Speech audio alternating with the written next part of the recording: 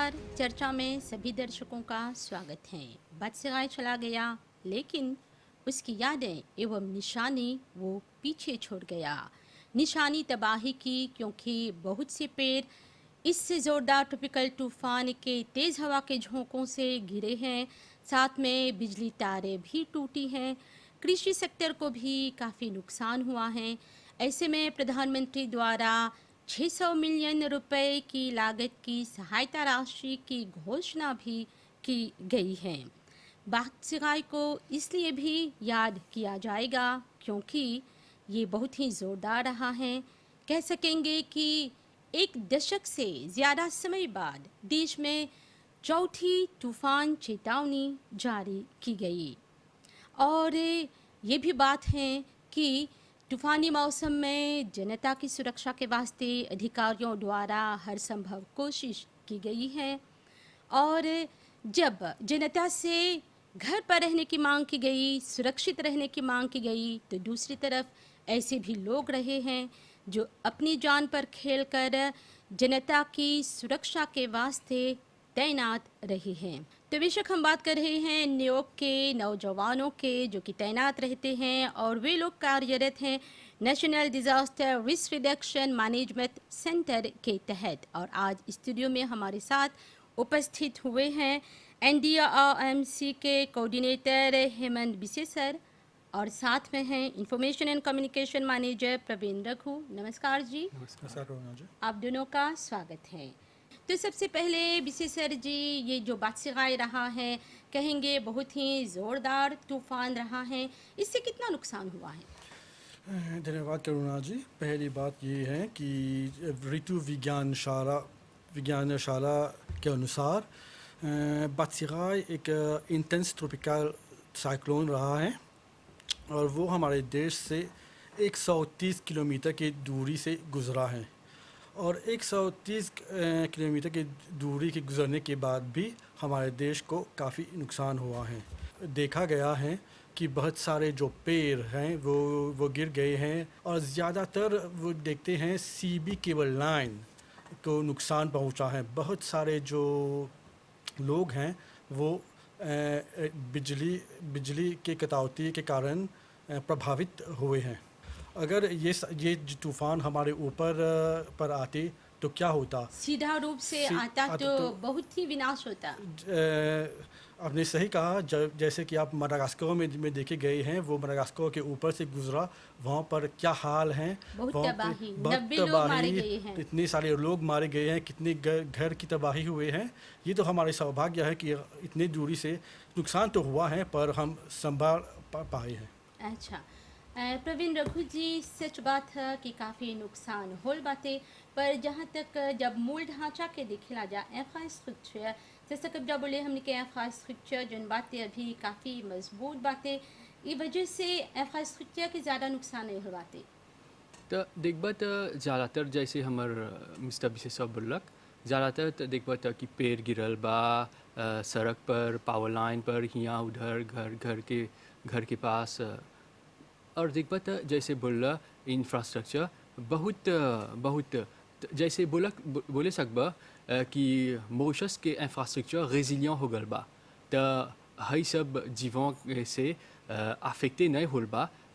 देखबा तो कि इंफ्रास्ट्रक्चर वा रेजिलियंट बा और बहुत काम करल गल बा। देखबा तो सिक्लोन ओलांडा जब आ रहल और अब इतना अफेक्टे नहीं होल बा लीलवा, तो देखबा काम फिर से शुरू होल बा। जैसे कि क्लास काट निकल गल बा, तो बहुत काम शुरू हो गल। बिल्कुल, हमारे देश में मतलब कि इतना विकास हुआ है कि चौथी तूफान चेतावनी के बाद दूसरे दिन ही सारा कुछ कहेंगे कि सामान्य पर आ गया, सब काम वापस नॉर्मल पर आ गया। बिसी सर जी, पहले ये बात है कि लोगों को का जो कोलैबोरेशन होते हैं वो बहुत कोलैबोरेट किए हैं। जो इंस्ट्रक्शन दिए गए हैं अथॉरिटीज़ द्वारा, नियोग द्वारा, सब लोग अच्छी तरह से पालन किया गया है। जैसे कि आप देखते हैं कि जब कोई संकट आते हैं, कोई गंभीर संकट आते हैं, तो हमारे नियोग एक्टिवेट होते हैं डिफरेंट स्तर पर। तो लेवल 1 एक्टिवेट होते हैं पहले जब साइक्लोन क्लास 1 होते हैं तो न्यूक लेवल 1 एक्टिवेट होते हैं। तो लेवल 1 में इस स्थल में क्या होता है, ये जो NDOMC के स्टाफ हैं वो सिचुएशन को मॉनिटर करते हैं अपने स्तर पर। जब सिचुएशन ज़्यादा गंभीर हो जाते हैं जैसे कि नंबर 2 क्लास में आ जाते हैं तो वो लेवल भी अपग्रेड हो जाते हैं, वो लेवल 2 और लेवल 3 में एस्केलेट हो जाते हैं। लेवल 2 में क्या होता है, लेवल 2 में फर्स्ट रिस्पॉन्डर्स आते हैं जैसे कि पुलिस, दमकल कर्मी आदि आते हैं। जब हम पुलिस की बात करते हैं तो पुलिस में कई विभागें आते हैं जैसे कि SMF होते हैं, SSU होते हैं, ट्रैफिक ब्रांच होते हैं, PIO होते हैं, पुलिस इंफॉर्मेशन रूम होते हैं। तो सब मिलकर रेस्पॉन्स कार्य में जुट जाते हैं। अब आगे बढ़ते हैं जैसे कि लेवल 3 तो फुल स्केल एक्टिवेशन होती हैं। जब हम कहते हैं फुल स्केल एक्टिवेशन तो फर्स्ट रिस्पॉन्डर्स के अलावा हम बहुत सारे प्रतिनिधियों को बुलाते हैं जैसे कि social security, ministry of education, national transport authority, Mauritius red cross society, जो सब अधिकारी होते हैं, NGOs होते हैं, वो आते हैं और एक ही स्तर पर एक ही प्लेटफॉर्म में डिसीजन लेते हैं। वो ऐसा क्यों होता है कि लोग एक ही स्तर पे आते हैं, एक ही जगह पे आते हैं? ऐसा भी हो सकता है कि हर लोग अपने अपने जगह पे अपने डिसीजन निर्णय लें, लेकिन ये ऐसा है क्योंकि डुप्लिकेशन ऑफ रिसोर्सेज ना हो और जल्द से जल्द जो हमारे उद्देश्य हैं प्राण को बचाना, तो ये संचालन इस जगह पे करते हैं तो रेस्पॉन्स एक्टिविटीज़ भी जल्द से जल्द होती हैं। मतलब कि सारा काम जो है एक ही मंच में, एक ही प्लेटफॉर्म में सभी प्रतिनिधि उपस्थित होते हैं और साथ में मिलकर फैसला लिया जाता है देश के हित में और कार्य किया जाता है। तो प्रवीण रघु जी विशेषर जी बतैलन नियोग के बात करलन तो ये जो नियोग बातें ई national risk reduction disaster management centre के तहत कार्यरत है। थोड़ा सुन इस सेंटर के बारे में हमने के बताओ। तो देखबा तो इस सेंटर हुआ हमनी के डायरेक्टर मिस्टर बधू जो SMF के कमांडिंग चीफ है ओकर नीचे काम करेला और हई सेंटर हुआ बहुत काम करेला। देखबा तो कि एगो साइक्लोन के देखबा तो न्यूक जब साइक्लोन बा तो उ एक्टिवेट हो गल बा तो देखबा एगो काम करे के चाहिए साइक्लोन के आगे और साइक्लोन के बाद। तो यही काम नेशनल डिजास्टर करेला सभी आपदा के काम में करे। तूफान नहीं, मतलब कि जब भारी बारिश हुई तब भी आप लोग एक्टिवेट होवेला, जा बाढ़ उतरेला तब भी नियोग काम करेला। हाँ जब भी कोनो संकट रहेला, जब भी कोनो संकट, जब भी कोनो आपदा हुई तो नियोग एक्टिवेट होला। तो देखबा आपदा के आगे और आपदा के बाद कौन कौन काम करे के चाहिए। देखबा तो हमनी के सेंटर कंटीजेंसी प्लान डेवलप करेला। उ कौन चीज़ है, एगो प्लान है। देखबा तो सभी जगह जहाँ पर जैसे कि बाढ़ आवेला, जैसे प्रॉब्लम होएला तो वहाँ पर एगो प्लान चाहिए आदमी के इवाक्यूए करे के, आदमी के जान कैसे बचाए के है सब। तो एगो प्लान है सब देखबा तो फॉर एग्जाम्पल कोटेज बा जहाँ पर बाढ़ आल बा तो वहाँ पर एगो प्लान है सौंतवा एदे करेला बनाई हुए। तो ये सब प्लान जो बात करत हवा पहले से, मतलब कि ये सब तैयार बातें जब संकट आवेला तब आप लोग एके लागू करेला। जब तो हम सेंटरवा है प्लानवा के लागू करेला। देखबा तो कि लोकल डिजास्टर मैनेजमेंट कोऑर्डिनेटर्स बा लोकल देखबा तो डिस्ट्रिक्ट काउंसिल में, म्यूनिसिपल काउंसिल में है सब में वो लोग एदे करेला। और फर्स्ट रिस्पॉन्डर्स ओकर रोल बहुत ही इम्पोर्टेंट बा। देखबा तो कि ला पुलिस, पोम्पियर, SMF है सब ओकर रोल बहुत ही इम्पोर्टेंट है। अच्छा, तो सेंटर के जो भूमिका बातें बहुत महत्वपूर्ण बातें। थोड़ा सुनो कर इतिहास पर याद दिलेबा कब से ई कायम बातें इस सेंटर जो बातें। इतिहास बोले तो 2013 से 2013 से ये सेंटर कायम है। ये जो फ्लैश फ्लड 2013 में हुआ था तो उसके बाद ये कार्यरत हैं। इससे पहले डिजास्टर की संचालन हुआ करता था लेकिन वो पुलिस विभाग के द्वारा किया गया था या ऑन एंड ऑफ के रूप में किया गया था। तो देखा गया है कि डिज़ास्टर मैनेजमेंट के लिए, रिस्क रिडक्शन मैनेजमेंट के लिए एक फुल फ्लेज सेंटर होना चाहिए। तो ये सेंटर जब संचालन हुआ था तो वहाँ पर पुलिस ऑफिसर्स काम कर रहे थे, और हाल ही में 2016-2017 सिविलियन स्टाफ जो डिफरेंट कॉम्पिटेंसीज़ हैं उनको भी रिक्रूट किया गया है ताकि अच्छी से डिफेंस फील्ड में संचालन अच्छी तरह से कर सकें। क्या ये कह सकेंगे कि जब से ये जो national disaster risk reduction management centre कायम किया गया है, तब से देश में जो आपदा सामने आती हैं उससे बेहतर तरीक़ा से निपटा जा रहा है? ज़रूर, जब से ये सेंटर आया हुआ है तो कोऑर्डिनेशन एक्टिविटीज़ ज़्यादा स्मूथ से चला है। जैसे कि जब सेंटर आया है तो सिर्फ सेंटर नहीं आया है, जब आपको पता होगा कि हर जगह जो है वो लोकल अथॉरिटीज़ होते हैं, डिस्ट्रिक्ट काउंसिल होते हैं, म्यूनिसिपल काउंसिल होते हैं, तो उनका भी भूमिका ज़रूरी होता है, इम्पोर्टेंट होता है। तो क्या हुआ, जब सेंटर ऑपरेशनल हुए तो उसके बाद हमने local disaster management coordinator each local authority में, हर लोकल अथॉरिटी में अपॉइंट किया है। यानी कि म्यूनिसिपल काउंसिल में, डिस्ट्रिक्ट काउंसिल में, सिटी काउंसिल में एक लोकल डिज़ास्टर मैनेजमेंट कोऑर्डिनेटर हैं जो लोकल स्तर पर काम करते हैं। तो उससे और हमसे कोऑर्डिनेशन होता है। ये भी याद दिलाते हैं जनता को कि जब नेशनल स्तर पे नियुक्त होते हैं, वैसे ही लोकल स्तर में एक लोकल इमरजेंसी ऑपरेशन कमांड होते हैं प्रतिनिधियों के साथ, और जो कार्यरत होते हैं वो संपर्क करते हैं नियुक्त को, और नियुक्त को अच्छी तरह से देश में अपने रिसोर्सेज को डिप्लॉय करते हैं। अच्छा, तो ये नियुक्त है क्या, ये कब सामने आता है संकट के वक्त, इस पर ज़्यादा जानकारी दे रही हैं हमारी सहयोगी जो हैं सुमेरा अकबर अली।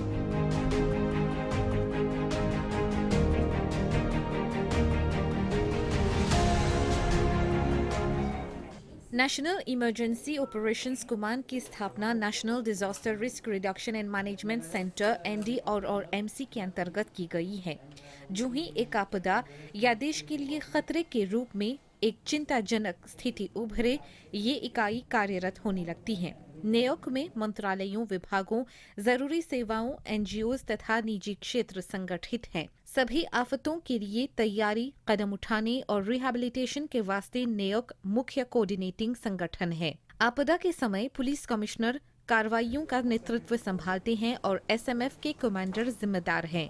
तेज वर्षा, बाढ़ या भूस्खलन के वक्त न्यूयॉर्क सभी गतिविधियों का संचालन करती है तथा पुलिस द्वारा स्पष्ट आदेशों पर अमल करती है ताकि संसाधनों का उचित प्रयोग किया जाए और मिसमैनेजमेंट न हो।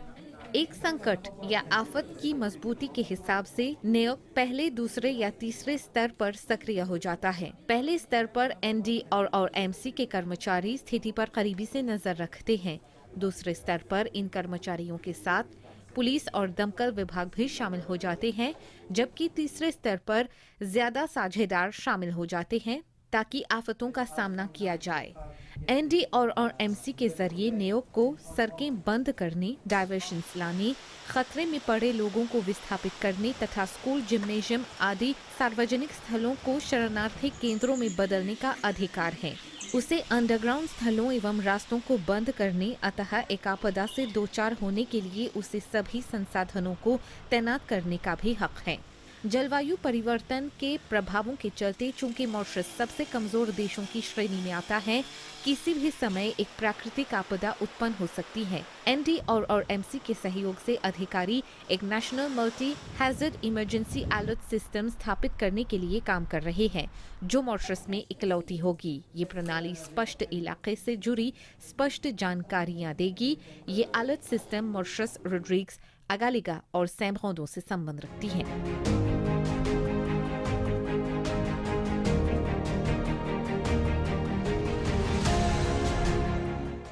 प्रवीण रघु जी, अभी हाल में बादशाह आज देखने जा बादशाह के बात करब जा काहे कि अभी ये वैसा है तो हमके बतावत वो वक्त कौन कौन तरह के मदद के मांग करल गल न्यूयॉर्क संगे। तो देखबा साइक्लोन क्लास 1 के आगे डाले के आगे तो सौतवा प्रोएक्टिव है, काम कर दिलक। तो एगो नेशनल क्राइसिस कमिटी मिले रहल हमनी के वाइस प्राइम मिनिस्टर ऑनरेबल हसनू के निर्देशक में। तो वहाँ पर वो सब जोन मिनिस्टर डिपार्टमेंट है सब जोन इन्वॉल्व होला जब सिक्लोन में, तो वो लोग सब के असेस कर दिलक जोन लॉजिस्टिक चाहिए, जहाँ पर देखबा कि JCB है सब परी काम करे के, तो वो सब असेस कर दिलक ताकि जब सिक्लोनवा आए तो कामवा जस्ती हाली से हो, जस्ती कामवा जस्ती हो। तो जैसे कि साइक्लोनवा के लेवल बढ़ते रहल, तो उ एगो फीडबैक कंटिन्यूसली मैंने बुझा हला इनका कोटा इनका संपर्क सब संपर्क रखलक। और देखबा था कि जैसे क्लास 4 आल तो एगो नेशनल क्राइसिस कमिटी मिल रहल, तो देखबा था कि प्राइम मिनिस्टर सब आ रहल सब जायजा लेवे के खातिर, तो ये नियोक्ता काम करलक। तो देखबा उसी कि जैसे कि साइक्लोन वार्निंग बढ़ते रहल तो न्यूक के लेवल बढ़ते रहल, तो देखबा था कि न्यूक लेवल 1 काम करलक, न्यूक लेवल 2 काम करलक और न्यूक लेवल 3। तो ज़्यादातर देखबा था कि न्यूक लेवल 3 में काम होल बा। सर जी बोलन गाछी कटला जा, रास्ता साफ करला जा, तो जब तूफान की स्थिति रहेला, जब देखते हैं कोई बहुत बीमार पड़ जाता है या किसी को डायलिसिस करना होता है या किसी महिला को डिलीवरी करनी होती है, तो ऐसे में क्या किया जाता है? हाँ, तो करुणा जी जो न्यूयॉर्क में होते हैं, तो हमारे यहाँ पे भी एक हेल्थ रिप्रेजेंटेटिव होते हैं जो सारे प्रतिनिधियों किसके साथ होते हैं। तो क्या होते हैं, जो जब दर्जे 3 या 4 होते हैं तो नोबल एम्बुलेंस या सामू काम नहीं करते हैं, तो जो वन ब्लेडी कहते हैं USMF के, वो 5 रीजनल हॉस्पिटल में तैनात किया जाता है।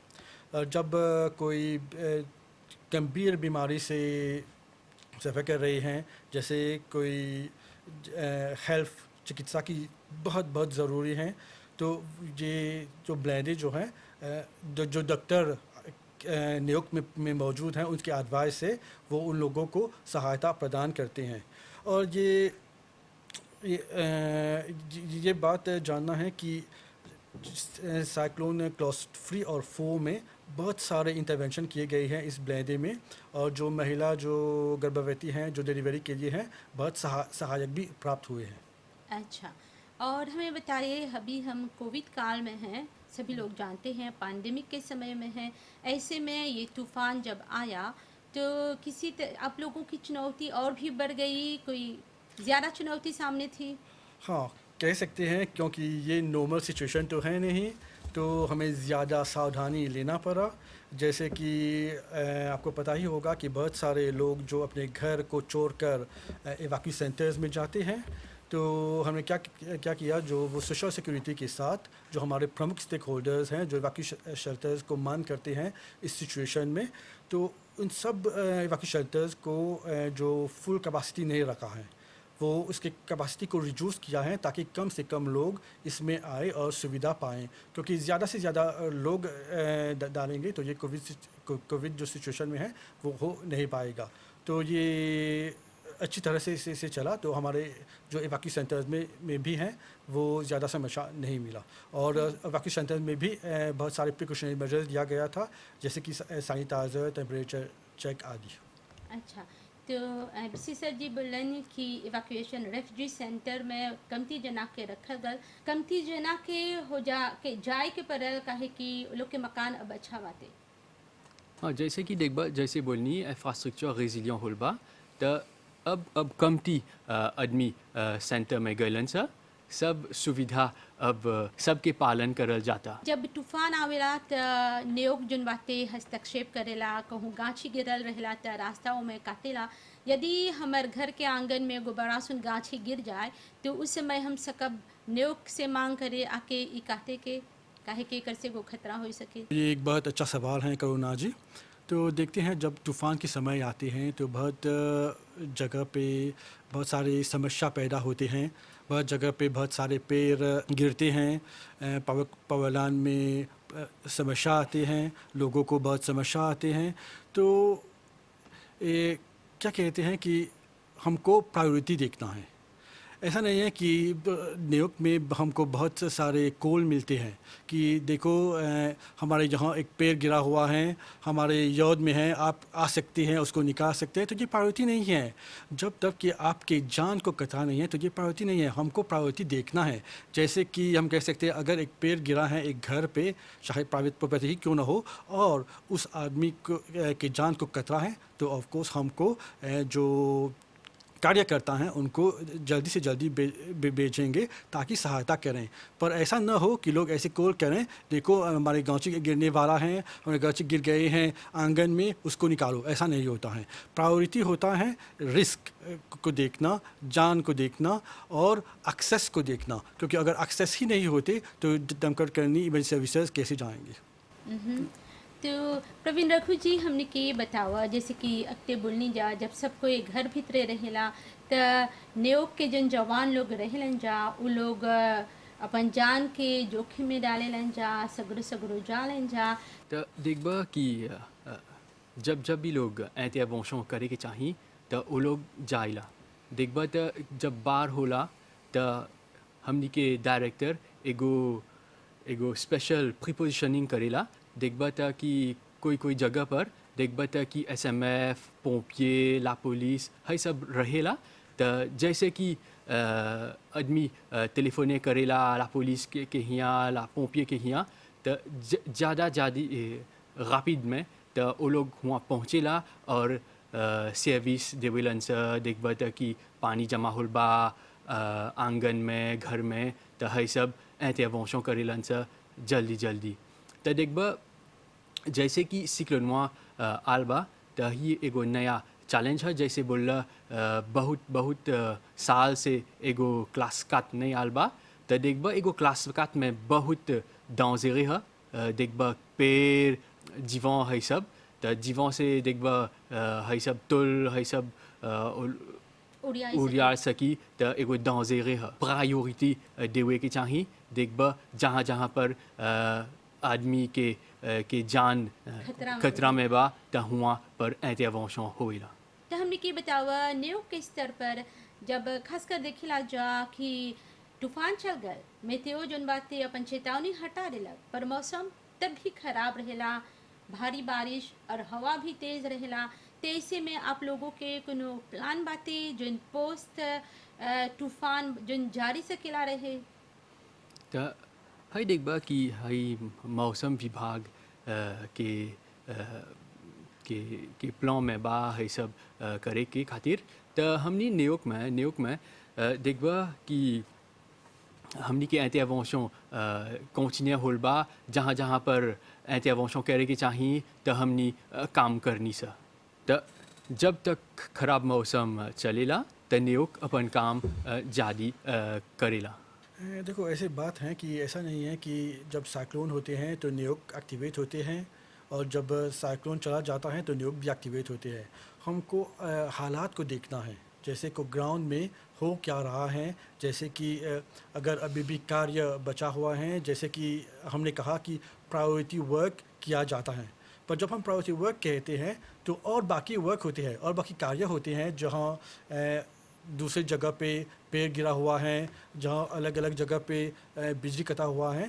तो थोड़ी समय और साइक्लोन के बाद न्यूयॉर्क जारी होते हैं और इंश्योर करते हैं कि ज़्यादा से ज़्यादा कार्य संपन्न हो जाते हैं। जनता का जो रिस्पॉन्स है कैसा दिखता है?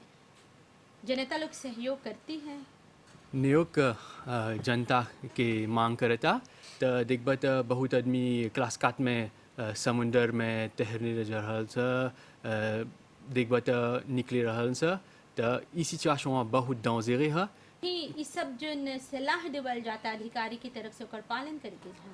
तो हेमंत ऋषि सर जी, प्रोग्राम के आखिर में आप पहुँचे हैं, आखिर में आप क्या कहना चाहेंगे? आखिर में हम ये कहेंगे कि जब हम disaster risk reduction and management को कहते हैं तो ये काम सिर्फ एक विभाग का नहीं होता है। ये सिर्फ national disaster risk reduction management centre का नहीं होता है। इसमें बहुत सारे हाथ होते हैं, बहुत सारे प्रतिनिधियाँ होते हैं। सिर्फ सरकारी के प्रतिनिधि नहीं होते हैं, NGOs होते हैं, प्राइवेट एंटिटी भी होते हैं और पब्लिक भी साथ देते हैं। ये बताना मैं ज़रूरी समझता हूँ कि हर डिस्ट्रिक्ट काउंसिल में, हर लोकल अथॉरिटी में हमने काफ़ी जो वॉलंटियर्स हैं, जो यूथ हैं, जो मिक्स लोग होते हैं, एक CDOP community disaster response programme कायम किया गया है, जहां उनको बेसिक रेस्क्यू टेक्निक का ट्रेनिंग दिया गया है। तो वो लोग भी जब क्लास 2 होते हैं तो क्लास 1 होते हैं तो वो क्या करते हैं, वो ग्राउंड में जाते हैं, लोगों को सेंसिटाइज करते हैं और जब समस्या होते हैं तो वो लोकल लेवल में संपर्क करते हैं और हमारे लेवल स्तर पे भी संपर्क करते हैं और कार्य पब्लिक और गवर्नमेंट में ज़्यादा अच्छी तरह से होते हैं, आसानी से सहयोग होता है। आखिर में आप क्या कहेंगे प्रवीण रघु जी? देखब सा कि खतरा के घटाई में ई में हम सब के हाथ बा, ई में सब के जिम्मेदारी बातें। जनता के सहयोग के मांग करब जा बेशक। त श्री प्रवीण रघु जी, साथ में हेमंत विशेष सर जी, आप दोनों के बहुत बहुत धन्यवाद। नमस्ते। धन्यवाद। नमस्ते। तो हम सलाम करते हैं न्यूयॉर्क के उन नौजवानों को जो अपनी जान को जोखिम में डालकर जनता की सुरक्षा का आश्वासन करते हैं और साथ में ये भी मांग करेंगे जब अधिकारीगण चेतावनी जारी करते हैं तो आप भी सचेत हो जाए, बेवजह आप कोई खतरा न मोले, क्योंकि आपकी जान की सुरक्षा सबसे पहले खुद आपकी जिम्मेदारी बनती है। तो आज की चर्चा में इतना ही, अनुमति दें। नमस्ते।